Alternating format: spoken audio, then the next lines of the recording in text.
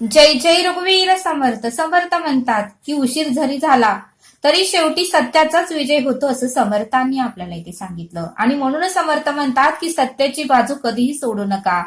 सत्याची बाजू ही त्रासदायक आहे, खडतर आहे. सत्याच्या बाजूने चालताना खूप त्रास होणार आहे, पण सत्याचाच कधी ना कधीतरी विजय होणार आहे.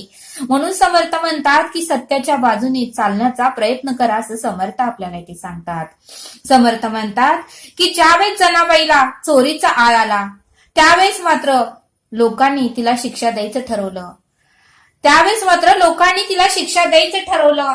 आणि तिला सुळावर चढवलं. त्यावेळेस सुळाचं सुद्धा पाणी झालं. का तर जनाबाईची बाजू ही सत्याची होती, कारण तिने चोरी केलेलीच नव्हती हे विठ्ठलाला आणि तिला माहितीच होतं असं समर्थ आपल्याला इथे सांगतात.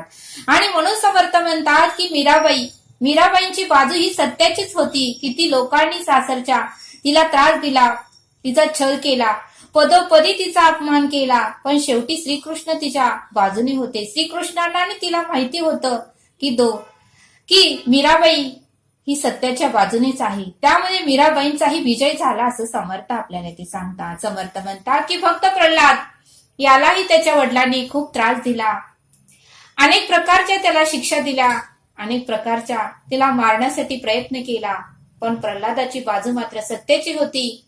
प्रल्हादाची बाजू मात्र न्यायाची होती. प्रल्हादाचं अखंड नामस्मरण होतं. म्हणून समर्थ म्हणतात की प्रल्हादाचाही शेवटी विजय झाला आणि परब्रह्म परमेश्वर नृसिंह अवतार घेऊन प्रल्हादाचं रक्षण करण्यासाठी खांबातून सुद्धा प्रगटला असं समर्थ आपल्याला ते सांगतात. समर्थ म्हणतात की ध्रुव बाळालाही सावत्राईने पांडीवरून हाकलून दिले. त्यावेळेस सुद्धा तो अंतःकरणातून रडू लागला, पण ध्रुव बाळाला माहिती होतं माझी बाजू सत्याची आहे, एक ना एक दिवस माझा विजय होणार. आणि परमेश्वराने परब्रह्माने त्याला ध्रुव पद दिलं असं समर्थ आपल्याला ते सांगतात. आणि म्हणून समर्थ म्हणतात की संत ज्ञानेश्वरांना सुद्धा ज्यावेळेस त्यांचे आई वडील जग सोडून गेले त्यावेळेस मात्र लोकांनी त्यांना खूप त्रास दिला, तरी संत ज्ञानेश्वरांनी सत्याची बाजू कधीही सोडली नाही. नेहमी सत्याच्या बाजूनेच ते चालत राहिले. त्यांना त्रास झाला, वेदना झाला, दुःख झालं, पदोपदी ठेस लागल्या, तरीही त्यांनी सत्याची बाजू सोडली नाही. आणि म्हणून समर्थ म्हणतात की संत ज्ञानेश्वरांचा सुद्धा विजय झाला असं समर्थ आपल्याला ते सांगतात. समर्थ म्हणतात की संत तुकाराम महाराजांना बंबाजीने खूप मारलं होतं, तरीही संत तुकाराम महाराजांकडे दया होती, करुणा होती, ममता होती, माया होती. तरीही संत तुकाराम महाराज तेलाची वाटी घेऊन पंबाजीच्या घरी गेले आणि त्यालाच म्हणाले की तुम्ही मला खूप मारलं, त्यामुळे तुमच्या हाताला वेदना झाल्या असतील, मी तुमच्या हाताला तेल लावण्यासाठी आलो. त्यावेळेस मात्र पंबाजीच्या डोळ्यातही अश्रू आले. म्हणजे संत तुकाराम महाराजांचा त्यावेळी विजय झाला असं समर्थांनी आपल्याला इथे सांगितलं. आणि म्हणून समर्थ म्हणतात की ज्यावेळेस एकनाथ महाराज देवाचं दर्शन घेण्यासाठी मंदिरात गेले होते, त्यावेळेस मात्र तिथल्या ब्राह्मणाला मात्र एकनाथ महाराजांचा राग येत होता आणि त्यामुळेच तो झाडावर चढून सारखं एकनाथ महाराजांच्या अंगावर तुपत होता. पण एकनाथ महाराजांची भक्ती श्रेष्ठ होती, सत्याची बाजू होती आणि विठ्ठलाचं नामस्मरण त्यांच्या मुखामध्ये अखंड होतं. त्यामुळे एकनाथ महाराज त्या ब्राह्मणाला भांडत बसले नाही. किती वेळा थुकले तेवढा वेळा त्यांनी गंगेचं स्नान केलं आणि पांडुरंगाने मात्र त्या ब्राह्मणाची वाचा घालवली. पण मात्र एकनाथ महाराज विठ्ठलाला म्हणाले, हे ईश्वरा, हे पांडुरंगा, हे परमेश्वरा, हे परब्रह्मा, त्याला तू वाचा परत दे. त्याचं काहीही चुकलं नाही, त्यानं माझ्या अंगावर 108 वेळा थुकलं, म्हणूनच या नदीचं माझ्याकडून 108 वेळा स्नान घडलं. नाहीतर मी आतापर्यंत या नदीचं एवढं माझं 108 वेळा अंघोळ झाली नसती, असे एकनाथ महाराज परब्रह्म पांडुरंगाला म्हणाले. मग त्यावेळेस एकनाथ महाराजांचाही विजय झाला असं समर्थांनी आपल्याला ते सांगितलं. आणि म्हणून समर्थ म्हणतात की सत्य उशीर का होईना, पण सत्याचा शेवटी विजय होतोच असं समर्थ आपल्याला ते सांगतात. आणि म्हणूनच समर्थ म्हणतात की सत्याची बाजू कधीही सोडू नका. खोटं हे कधीतरी उघडकीस येतं असं समर्थ आपल्याला ते सांगतात. आणि ते समजावून सांगण्यासाठी समर्थ आपल्याला एक बोध देतात. समर्थ म्हणतात की एका गावामध्ये 3 मित्र होते, गणेश, रमेश आणि राकेश. गणेश हा अभ्यासामध्ये हुशार होता. त्याला प्रत्येक वर्गामध्ये 90% मार्क पडत होते. पण रमेश मात्र रमेश मात्र अभ्यासामध्ये हुशार नव्हता, तो नेहमी कॉपी करून पास होत होता. आणि राकेश मात्र गणेश एवढा हुशार नव्हता, पण त्याला मार्क पडत होते, पण सत्यवचनी होता. मग मात्र असंच तो 10वीला गेले. 10वीला गेल्यानंतरही गणेशला मार्क कमी पडले. गणेश हुशार असूनही गणेशला मार्क कमी पडले आणि रमेशनं मात्र कॉपी करून गणेशपेक्षाही छान मार्क पाडले आणि राकेशलाही चांगले मार्क पडले होते. पण गणेशला मात्र वाईट वाटू लागलं की आपण एवढा अभ्यास केला, आपण एवढं हुशार आहोत आणि तरीही आपल्याला मार्क रमेशपेक्षा कमी आहे. म्हणून गणेश प्रिन्सिपल सरांकडे गेला. त्यावेळेस प्रिन्सिपल सर म्हणाले की मी त्याला कॉपी करताना पकडलं नाही, त्यामुळे जो हा अंतिम निकाल लागला आहे तो सत्य आहे. त्यावेळेस मात्र गणेशला वाईट वाटलं की रमेश हा कॉपी करून माझ्यापेक्षाही चांगले मार्क त्यानं पाडले आहे, तरीही मात्र प्रिन्सिपल सरांनी आपलं ऐकलं नाही. असं करत करत 12वी झाली. 12वीतही रमेशनं चांगले मार्क कॉपी करून पाडले.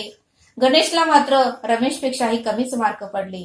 गणेशला तरीही वाईट वाटत होतं, पण राकेश, तिसरा मित्र मात्र राकेश हा गणेशला समजावून सांगत होता की सत्य कधीतरी उघडकीस येईलच, शेवटी सत्याचा विजय होतो, असं राकेश गणेशला नेहमी समजावून सांगत होता. त्यामुळे गणेशही शांत बसला.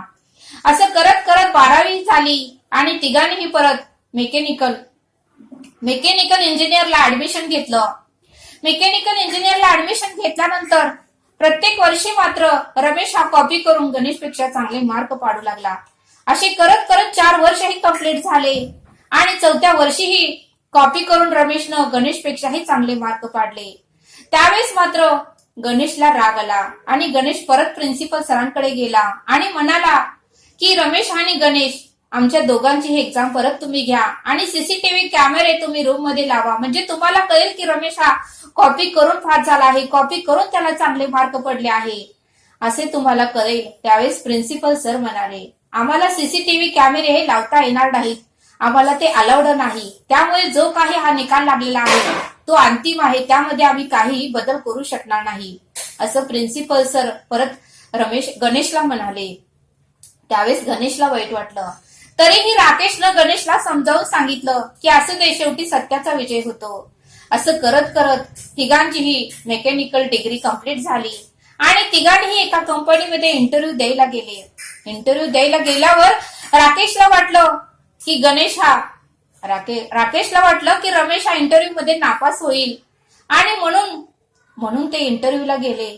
तरीही रमेश हा हुशार होता. त्याला माहिती होतं की इंटरव्ह्यू मध्ये कुठले कुठले प्रश्न विचारतात, म्हणून त्याने सर्व काही पाठांतर केलं होतं आणि शेवटी इंटरव्ह्यू मध्येही रमेश हा पास झाला आणि तिघांनाही एकाच कंपनीमध्ये जॉबही लागला. त्यावेळेस मात्र तिघांनाही एका कंपनीमध्ये जॉब लागला आणि तिघांनाही एकसारखाच पगार होता. आणि असेच थोडे दिवस गेल्यानंतर मात्र त्याच कंपनीमध्ये एक मशीन बंद पडली. त्याच कंपनीमध्ये ती मशीनचं उत्पन्न होत होतं, मशीन तयार करत होत होते. ती एक मशीन बंद पडली आणि ती मशीन चालूच होईना. त्यावेळेस मात्र त्या कंपनीच्या मालकाने रमेशला ती मशीन दुरुस्त करायला सांगितली, पण रमेश हा दरवर्षी कॉपी करूनच पास होत होता. रमेशला त्या मशीन मधली काहीच माहिती नव्हतं, कुठले पार्ट कुठे जोडतात, कुठल्या पार्टला काय म्हणतात आणि ती मशीनची दुरुस्ती कशी करतात याचं त्याला काहीच ज्ञान नव्हतं.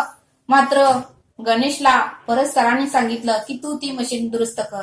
त्यावेळेस मात्र गणेशने अवघ्या अर्धा तासामध्ये ती मशीन दुरुस्त केली आणि त्यावेळेस मात्र त्या कंपनीचे मालक मात्र गणेशचे भरपूर कौतुक करू लागले की गणेश, तू मात्र अर्धा तासामध्ये ही मशीन उत्तमाची दुरुस्त केली. रमेशला जे जमलं नाही ते गणेश तू करून दाखवलंस आणि खरंच मला तुझं कौतुक आहे. तू एवढ्या कमी वयामध्येही एवढा हुशार आहेस हे मला माहिती नव्हतं आणि खरोखरच तू आमची कंपनी मोठ्या पदावर नेतील हा माझा पूर्णपणे विश्वास आहे. आणि त्यावेळेस मात्र त्या मालकाने गणेशचं प्रमोशन केलं. त्यावेळेस मात्र त्या मालकाने गणेशचं प्रमोशन केलं आणि गणेशचा पगारही वाढवला. आणि त्यावेळेस मात्र रमेशनं आपली मान खाली घातली, कारण रमेश दरवर्षी हा कॉपी करूनच पास होत होता. त्यामुळे रमेशला कुठली मशीन कुठली मशीन आहे, कुठल्या मशीनला कुठले पार्ट आहेत आणि ते कसे जॉईंट करतात, ती मशीन बिघडल्यावर कशी दुरुस्त केली जाते याचं ज्ञान त्याला नव्हतं, कारण तो दरवर्षी कॉपी करूनच पास झाला होता. त्यावेळेस मात्र गणेशची मान उंच झाली आणि गणेश ताट मानाने कंपनीमध्ये वावरू लागला. त्यावेळेस मात्र तिसरा मित्र राकेश आणि गणेश एकत्र आले आणि म्हणाले, राकेश गणेशला म्हणाला की बघ गणेश, शेवटी सत्याचा विजय झालास, तुझा विजय झालास ना. शेवटी रमेशने कॉपी करत करत इथपर्यंत पोहोचला, पण त्याला त्या मशीन मधलं काहीच ज्ञान नव्हतं. बघ म्हणले, शेवटी रमेशला प्रमोशन मिळालं नाही, त्याचा पगारही वाढला नाही, तो आहे त्या ठिकाणीच आहे, तू मात्र त्याच्यापेक्षाही मोठ्या पदावर गेलास. बघ म्हणले, शेवटी सत्याचा विजय झाला. त्यावेळेस गणेश आणि रमेशला खूप आनंद झाला. म्हणून समर्थ म्हणतात की सत्याची बाजू कधीही सोडू नका, सत्याचा कधी ना कधीतरी विजय होतोच, असं समर्थांनी आपल्याला ते सांगितलं. आणि म्हणूनच समर्थ म्हणतात की सत्याचा मार्ग नेहमी कठीणच असतो, चालताना ठेच लागतेच आणि कधीतरी आपलेच लोक आपले विरोधक होतात. आणि तरीही समर्थ म्हणतात की न थांबता चालायचं असतं, शेवटी सत्याचा विजय होतोच, असं समर्थ आपल्याला ते सांगतात. आणि म्हणून समर्थ म्हणतात की खोटे हे कधीतरी समोर येतेच, सुरुवात जरी खोट्याने झाली तरी शेवटी खोट्याचा अंत कधीतरी होतोच आणि सत्याचा विजय हा होतोच, असं समर्थांनी आपल्याला येथे समजावून सांगितलं. तरी आता आपण येथेच थांबूया. धन्यवाद. जय सद्गुरू.